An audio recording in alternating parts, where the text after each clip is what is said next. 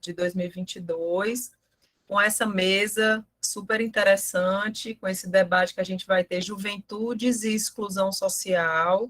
A gente vai ter a professora Perla Clautal, que vai aqui nos agraciar entre 20 e 30 minutos com algumas elaborações. Depois a gente vai ter o professor João Paulo e, em seguida, o psicanalista e doutorando Ricardo Pinheiro. Eu vou nessa sequência, tá? Eu vou falar brevemente aqui do mínimo, né, do que a gente pode dizer dos currículos, e vocês podem também ficar à vontade para se apresentarem e acrescentarem alguma questão e algum ponto dessa formação de vocês durante o processo de fala. A professora Perla Clautal é professora do Departamento de Psicologia Clínica e do Programa de Pós-Graduação em Psicologia do Instituto de Psicologia da Universidade Federal do Rio de Janeiro.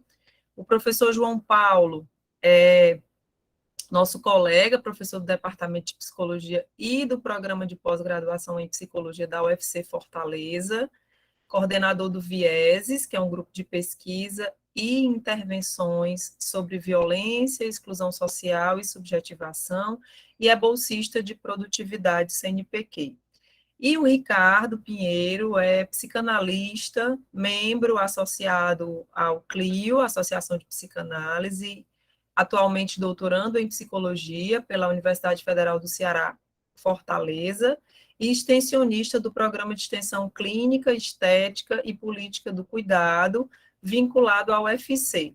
Queria dizer que é uma alegria estar aqui, saudar a professora Vládia e os demais colegas que estão aí, e já aproveitar o momento para passar, então, a palavra à professora Perla. Fique à vontade, o momento é seu. Obrigada, Camila. Boa tarde a todos e todas. Queria agradecer o convite do grupo de pesquisa de vocês, né, feito pela Carla, que me avisou, sempre com muita delicadeza, como ela tem, né, que não pode estar aqui presente. Então, queria agradecer a ela e ao grupo, né? Eu pensei em trazer, né, muito por conta, né, da finalidade da atividade, né, que faz parte de um curso de formação continuada, né, um trabalho que eu venho desenvolvendo há alguns anos com jovens, né, que para caracterizá-los, eu gosto de chamar assim de jovens em busca de um futuro profissional. Então, eu vou falar um pouquinho de duas atividades que eu venho realizando. Um projeto de extensão e uma pesquisa e intervenção. O projeto de extensão se chama Tá na Roda, Intervenções Clínico-Políticas em Espaços Educacionais, e a pesquisa se chama Sofrimentos Sociais. Então, né, para contemplar o tema aqui, né, de hoje, da mesa, eu queria, assim, antes de entrar, né, nesse projeto de extensão, que eu acho que são coisas que a gente vai poder debater e discutir aqui, né, em pensar junto com vocês esse momento específico desses jovens, né, que eu venho escutando desde 2015 em espaços diferentes, né? De 2015 a 2019, eu tive numa ONG também, né, que né, um espaço educacional não formal que fornecia uma espécie de contraturno, um complemento, né, depois da escola, uma formação artística. E hoje em dia eu tenho um outro projeto que começou no ano passado, durante a pandemia, a gente implementou. No ano passado, não. No ano passado, 2021. Esse tempo ainda está meio misturado para mim, né? O que 2020, 2021, a gente nunca sabe o que é 2020, o que é 2020, pelo menos eu. Começou no ano passado, sim, em 2021, numa outra ONG, que aí, e aí já é um curso de pré-vestibular comunitário, né?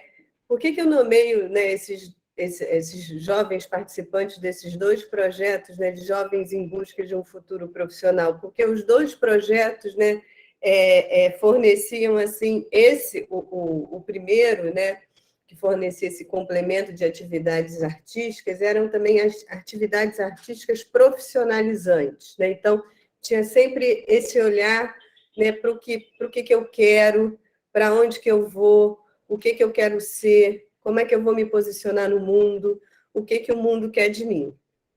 E aí, nesse momento, né, da juventude, que hoje em dia a gente fala numa adolescência, né, muito prolongada, né, e talvez seja melhor usar o nome juventude, porque não vai até os 18 anos, né? Por exemplo, nesse projeto que eu estou atualmente, os jovens das turmas de pré-vestibular comunitário, eles oscilam de 17 a uns 23, 24 anos.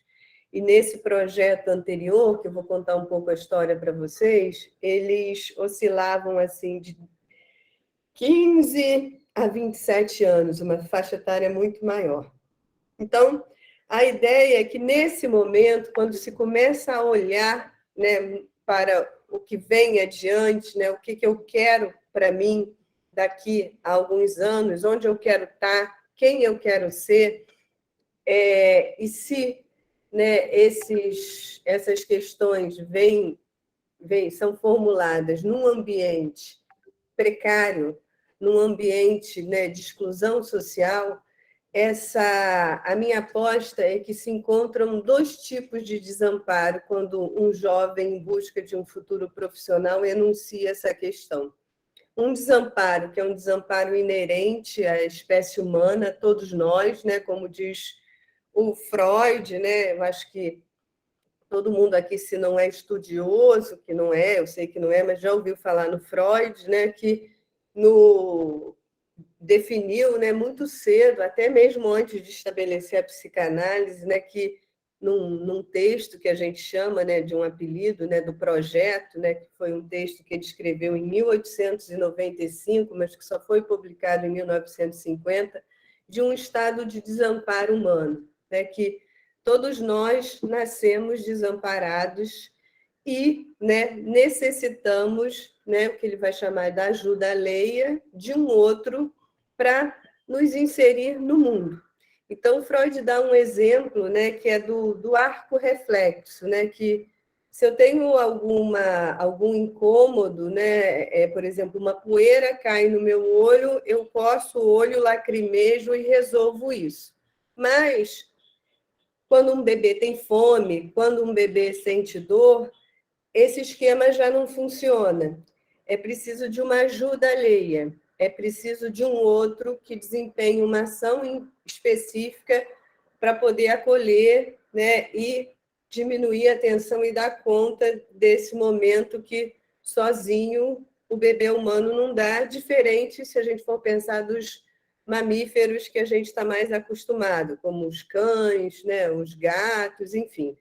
Então, isso tudo é para dizer que tem um momento aí primordial que lança a gente no mundo e que é estruturante. Mas a ideia do Freud é que esse momento ele vai se repetir ao longo da nossa vida em determinadas circunstâncias muito específicas, né? Eu acho que tem uma palavra da moda, né? Uma gíria que traduz bastante isso, né? Quando as pessoas falam deu um gatilho, né? Deu um gatilho é que atualiza alguma coisa que a gente já viveu, que a gente já passou e que aquilo ali volta. O que eu queria que a gente, né, tomasse aqui como um ponto de partida é que esses jovens, né, essa situação de estar, né, face a um duplo desamparo, né, o desamparo da adolescência, que é quando essas questões, né, o que eu quero, quem eu quero ser, o que eu quero do mundo, quem eu quero ser do mundo, o que o mundo quer de mim, isso atualiza esse estado primordial de desamparo e, né, os jovens, né, que vivem em situação de vulnerabilidade social, né, ou a exclusão social, a gente tem aí um desamparo social, que é um desamparo do Estado, né, que hoje em dia, pelo menos aqui na minha cidade, vocês devem ter visto, né, nos noticiários, né, que a gente vem passando, que a gente vem vivendo, né? Acho que vocês devem ter visto o massacre na Vila Cruzeiro, né? A necropolítica, né? Agindo de uma forma assim assustadora, né? 22 mortos, né? Numa operação policial, né? Então, 22 mortos numa operação policial, 22 mortos, né? Que moram numa favela enorme do Rio de Janeiro e que a polícia entra e mata. Então, temos aí um desamparo do Estado, né, que a gente vem observando, né, ao longo desses anos, né, é como se o Estado, né, com E maiúsculo, cada vez fosse ficando menor, né, e virando um Estado com E minúsculo, né, a garantias de direitos, a retirada de garantias de direitos, né, como se a gente for pensar nas leis trabalhistas, por exemplo, né, na previdência privada e toda a forma de contratação da uberização do trabalho que a gente vem assistindo na pandemia. Então, quando se fala em jovens em busca de um futuro profissional, né, e jovens que estão situados nesses projetos sociais, tem o encontro desses dois desamparos que vão atualizar esse estado que, no início da nossa vida, é estruturante, a partir do choro, de abrir o berreiro, né, que o bebê tem o outro vindo ao encontro dele e pode ter suas necessidades atendidas. Nessa outra faceta, né, na adolescência, né, e o desamparo pode ser vivido de uma forma desestruturante, principalmente quando esses dois desamparos se encontram, o desamparo próprio da adolescência e o desamparo social. Então, desses jovens, né, que vão ter essa situação, né, quando a gente fala de desamparo, como é que a gente pode traduzir isso? Né, de precisar desse outro, dessa ajuda alheia, e que quando a gente não encontra, a gente fica, como dizem, sem eira nem beira, a gente fica sem chão, a gente fica sem ter, né, esse próximo, esse vizinho, né, como Freud vai falar, né, esse outro que ajuda para, né, num momento desse desestruturante, fazer uma função que eu acho que a pandemia também deixou bem clara para a gente, né, e está deixando que a gente precisa do outro, até para ter saúde, para ficar bem, né? As máscaras, né? A vacina, né?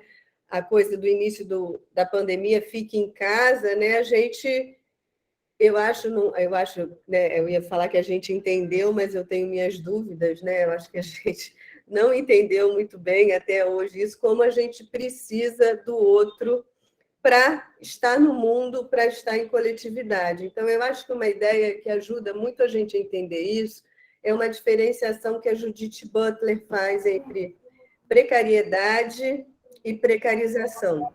É como se a precariedade fosse, né, o que o Freud fala sobre o desamparo. Né? É natural do humano, né?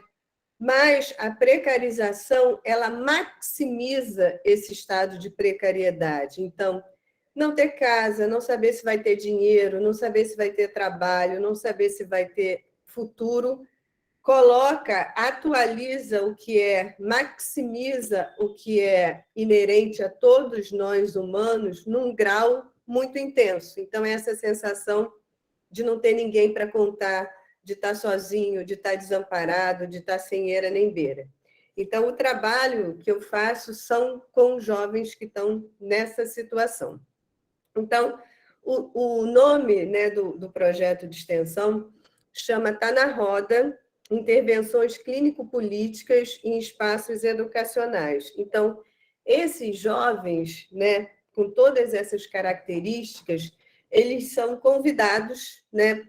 Na verdade, eles são convidados, entre aspas, porque nessas ONGs, né, tem uma grade e tem o horário das atividades. Então, nós temos um horário na grade de atividades, né, desse pré-vestibular comunitário, para fazer, né, o que a gente chama o Tá na Roda. O Tá na Roda é um dispositivo de escuta que tem como função, né, e como, digamos assim, ambição de colocar exatamente isso que a Joyce está colocando aqui, né, essa precarização como uma sociedade. Exatamente. A gente trabalha também com a metodologia dos Broids, depois eu vou contar um pouquinho.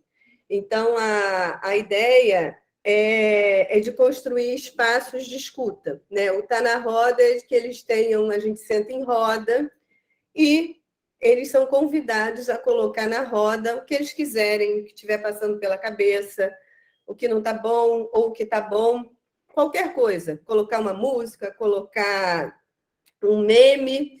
E a aposta é produzir uma associação livre coletiva e, a partir desse movimento associativo, usar a escuta psicanalítica, né? Tentar escutar os conteúdos, né? O que tem de latente aí nesse conteúdo manifesto e, a partir daí, fazermos algumas intervenções.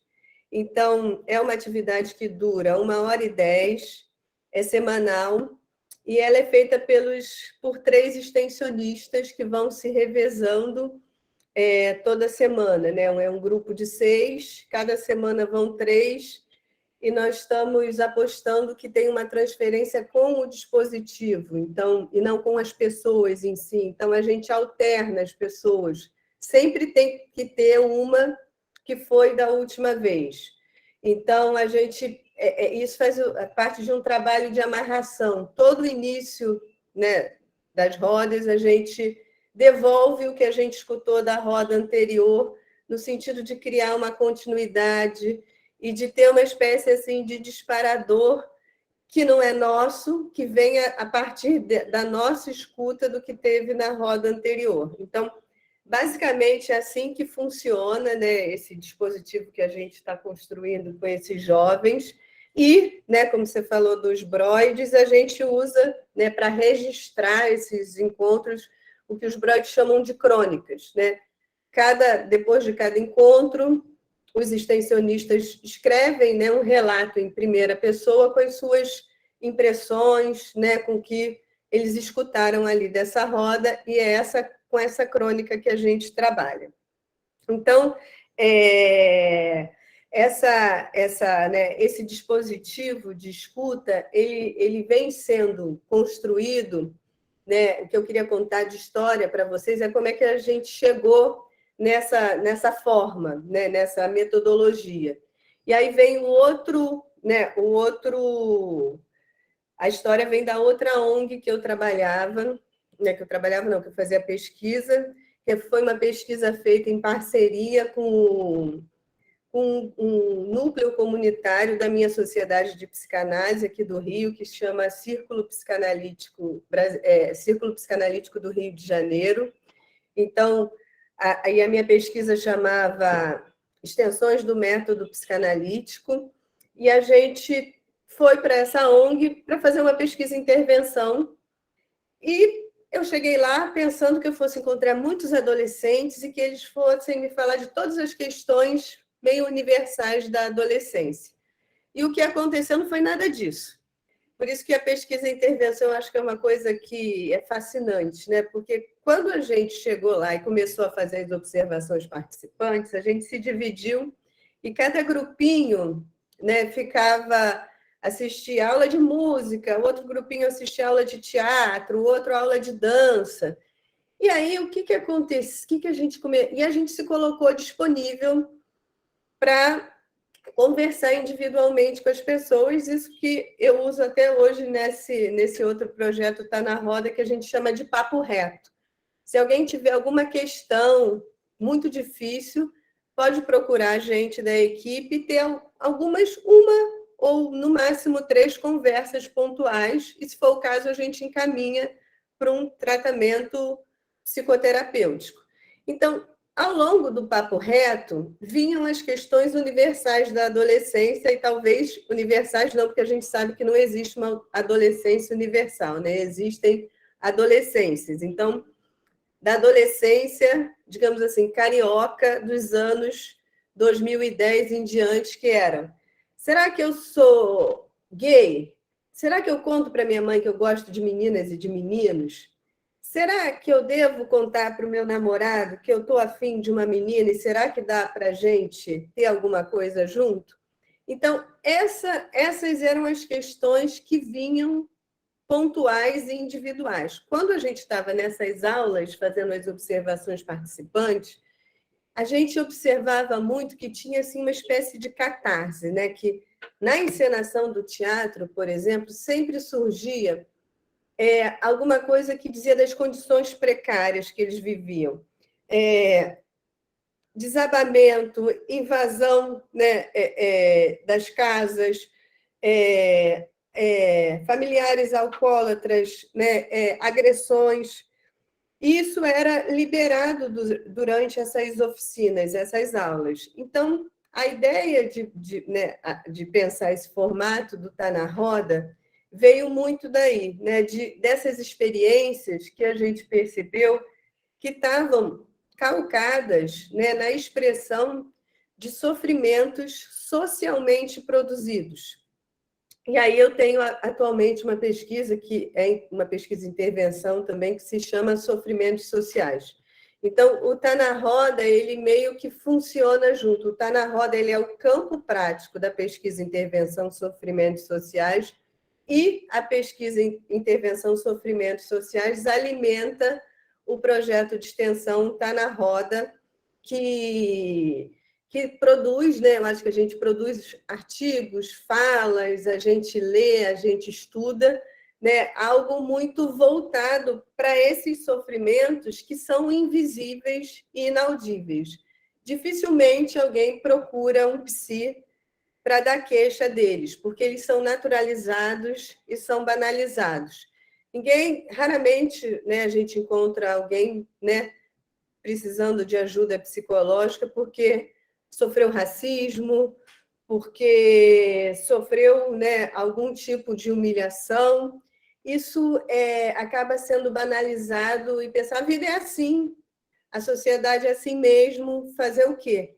Então, o nosso trabalho de escuta, por isso que é uma intervenção clínico-política, é escutar, né? A nossa aposta é que isso aparece nesses dispositivos coletivos e de intervir no coletivo através do coletivo. Então, a aposta é que o movimento de identificação e projeção ele pode fazer com que os jovens, né, se reconheçam no outro e vice-versa, né? E que o outro veja alguma coisa que ele nem sacava dele, que ele não tinha feito ideia no colega. E geralmente essas coisas aparecem a partir de situações que mostram vergonha, humilhação, falta de reconhecimento. Então, nossa aposta é que essa é uma intervenção clínica que não tem o objetivo de ser clínica, não é uma terapia em grupo, não é uma grupoterapia, mas a partir do momento, né, que está em jogo, né, essa dialética de projetar, né, me ver no outro, me reconhecer no outro e ver o outro em mim, isso já tem um efeito clínico e em grupo cada um se apropria disso a seu modo, né? Cada um faz a sua espécie, né, de apropriação subjetiva. E, né, a outra aposta é que, paralelo a isso, tem, né, uma forma de intervir no laço social. A partir do momento que se questiona, que eu olho alguma coisa no outro que é minha e o outro estranho, ou eu estranho quando estou falando disso, isso passa a ser. Isso já não é mais natural, isso passa a ter um ponto de interrogação no final, isso tem um estranhamento.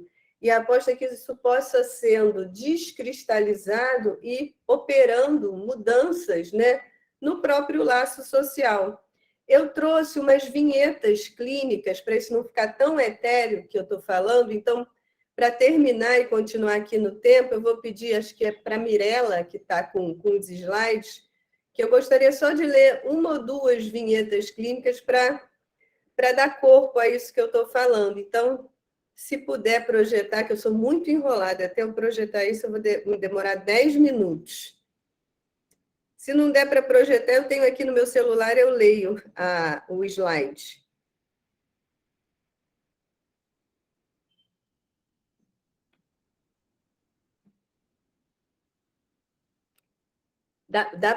Eu queria pedir para parar de gravar quando eu for ler as vinhetas, para a gente ter o sigilo aqui reguardado. Se você puder